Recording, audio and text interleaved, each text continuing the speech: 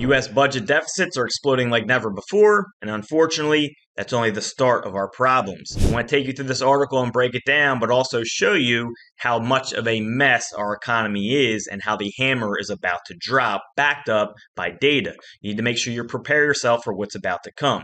So let's start with this article, and this is by Bloomberg, and it's on MSN.com, and it starts by saying American politicians are keener than ever to juice the economy with government cash, a shift that's already helping to drive up borrowing costs and looks likely to keep them high long after the inflation emergency is over. The outlook for the federal budget right now is essentially unprecedented, crisis-sized deficits as far as the eye can see. Even though the economy appears to be in good health, the economy is not in good health, and I'm going to show you that. That prospect is making investors uneasy, as demonstrated by yields on benchmark 10-year treasuries climbing above 4.3% this week, their highest level since 2007. Other borrowing costs are also rising in tandem. The average rate on 30-year fixed mortgage rates has surged above 7% for the first time in more than 2 decades. So if we go to this chart on the 30-year fixed rate mortgage average in the United States, we can see that mortgage rates are rising very quickly, and this only goes to 2022. We're now close to 7.5%, so this line just keeps going up. The last time we saw this happen was back here in the late 70s,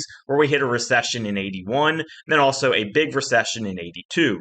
So there's some alarming evidence right there, and there's much more to follow. U.S. Treasury ramped up debt issuance, heralding a supply deluge that's likely to last several quarters, and Fitch Ratings unexpectedly downgraded America's sovereign credit rating. On top of that, you also have banks getting downgraded, right? So Moody's downgraded 10 banks.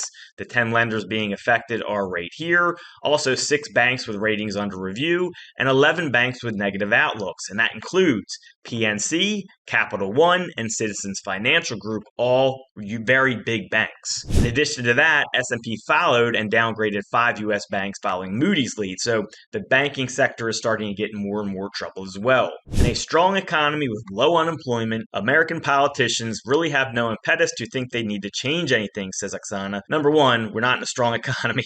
Number two, they say low employment based off some numbers that were inflated. There was just a report came out that says 500,000 jobs that are currently in the data are likely going to be taken off because of an error.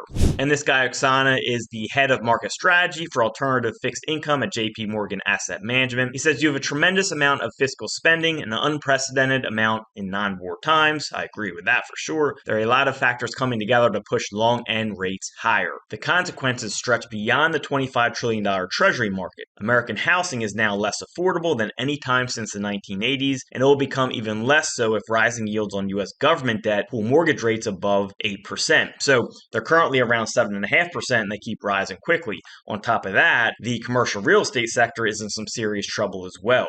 He finishes by telling us that history tells us that no asset class is really going to escape this entirely. So the nonpartisan Congressional Budget Office expects the deficit to expand to roughly 6% of gross domestic product this year, and to stay in that ballpark for the next 10 years. For context, in the 6 decades or so between the aftermath of World War II and the 2008 crash, the shortfall never reached that level. So this part will really drive you crazy. Monetary and fiscal policies are intertwined in another important way too. The government's debt service costs are soaring as a result of the Fed's rate hikes. Interest payments on federal debt have surged above $600 billion a year from around $300 billion when the pandemic hit. So to break this down for you, me and you are spending more on all this money being printed, and more of that money is just going to interest payments. So this is a major issue. The Federal Reserve puts out this portrayal that sometimes all this debt is a good thing, and it's good, and they throw in all these fancy words so the common person doesn't understand it, and they think, oh,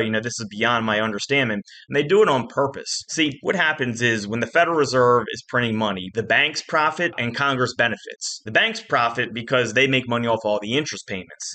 Congress and politicians benefit because they don't have to directly tax us for the things they need to do. They can tax us hiddenly through inflation. As more money is being printed, there's more inflation happening and more tax to us. As you can see in this statement right here, as there's more money being printed and there's more debt being sent out there, net interest payments on federal debt are surging. That means our payments on the interest alone are surging. More and more money we're putting towards taxes are just going to the interest payments, which, by the way, get paid to the banks who are profiting, who are the ones doing all the printing. So they now gobble up about 14% of tax revenue. Wow. And you can see this chart right here on the net interest on debt as share of federal revenue is through the roof. Having more and more of your revenue consumed simply to pay your debt servicing costs to bondholders is not a very productive use of capital. Investors should take this seriously. Absolutely. Let's add to the pile here. Maturities on treasuries have gotten shorter in recent years, so that almost 1/3 of the whole national debt needs to be rolled over within the next 12 months, likely at new higher rates. And that doesn't take into account additional issuance to financial larger deficits. In the current quarter, net borrowing is coming in at $1 trillion. So with the debt need to being rolled over, it's going to be rolled over at higher rates, which means even more spending and more money on interest and interest alone. So let's just keep making things worse. There's no shortage of spending pressures. On top of aging populations, which need more health care and other social services, governments want to devote more resources to fighting climate change. And in the US, both parties are invested in what's shaping up to be an expensive, great power contest with China. See, the Federal Reserve and the politicians in Congress have no problem with all this debt because, again, they are the one that benefit off it. We are the ones that pay from it.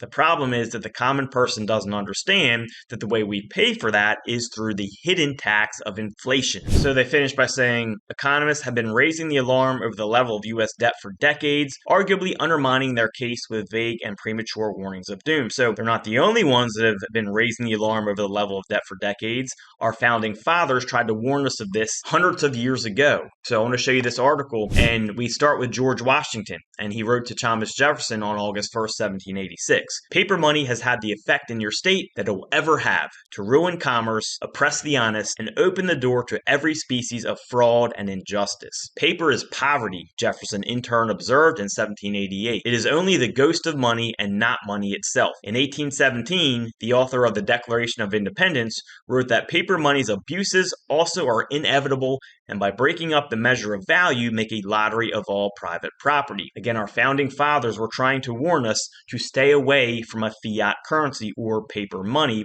which is what we are in today. A fiat currency that is not backed by anything. It used to be backed by gold, where we did pretty well. Gold keeps things in check. Problem is, when you don't need anything to back the money you are printing, well, then you can just print as much money as you want. The more money there is in the system, the higher inflation is going to go, and the more taxes me and you are going to receive as the banks and the politicians keep profiting. They continue by saying, paper money is unjust, declared James Madison, chief architect of the Constitution. It is unconstitutional, for it affects the rights of property as much as taking away equal value in land. I think our current people in charge need to take a look at our founding fathers' messages and kind of start putting this to use. The problem is they will stop getting the benefits that they are getting right now. Alexander Hamilton, America's first Treasury Secretary, warned, to emit an unfunded paper as the sign of value ought not to continue a formal part of the Constitution, nor ever hereafter to be employed, being in its nature pregnant with abuses and liable to be made the engine of imposition and fraud,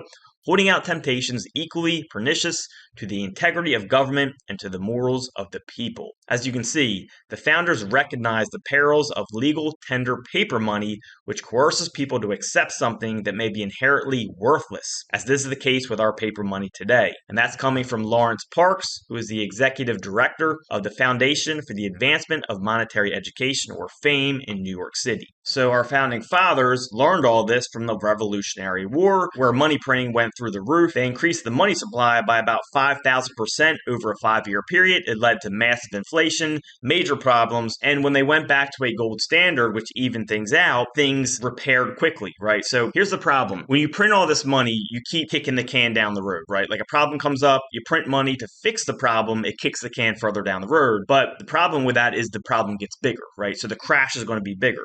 As you climb higher, it's a further fall. So if there was a free market and there was gold backing our dollar, when problems come up, yeah, I mean, it sucks to go on a downward trend, but you go down a little bit and you even out, you go back up. Well, what we do is, problem comes up, fix it by spending. Problem comes up, fix it by spending. But we're not fixing anything. We're just putting a Band-Aid on it as the boo-boo is getting bigger and bigger. So now we're at the top, and when this crash happens, we're falling off like a 20,000-foot cliff. We have no chance of surviving here, and it's going to be messy. And there's many other things that back this up. It's not just what's going on with the deficit spending. spending. We can look at, this is the house price index for the United States. You can see it's dropping like crazy. If you take a look at the last big drop, that was before the 2008 recession, okay? Another big drop back here, the recessions of 1980 and 1982. So if we look at household net worth here, we see a major drop off in household net worth. Last time we saw this, right before 2008, big recession. The time before that, pretty big drop here and a recession in 02-01. Again, a little drop here, little recession right here. So there's many other things going on right now. We also have retirement assets going down tremendously. Now, we see a big drop right here, but if we change this chart and change it to percent change from a year ago, again, we see a major drop off, okay? And this is for retirement assets. This means people are dipping into the retirement assets to pay their bills. And by the way, the credit card debt just reached over $1 trillion for the first time ever. And this shows it, right? People are dipping into the retirement savings to pay all this credit card debt. We see the last time a dip even close to this happened, which was even smaller, was again in 2008. A dip right here, and we had another recession right here. A dip right here, we had another recession right here. And this is the biggest dip of all. Also, you got credit card rates at an all-time high. So not only are people more in debt and putting more money on credit card, but now their interest rates are even higher. So they're going to be paying interest for longer, not even paying off the credit cards. We see we're at an all-time high here, 20.68% in 2023. So there's so many alarming things going on right now. We could dig even deeper down the rabbit hole, but I wanted to start this just by showing you about, how this starts with the US budget deficit, and they say like how that's like this big problem, and it is, but it's also backed up by many other problems. And again, the hammer is about to drop, all right?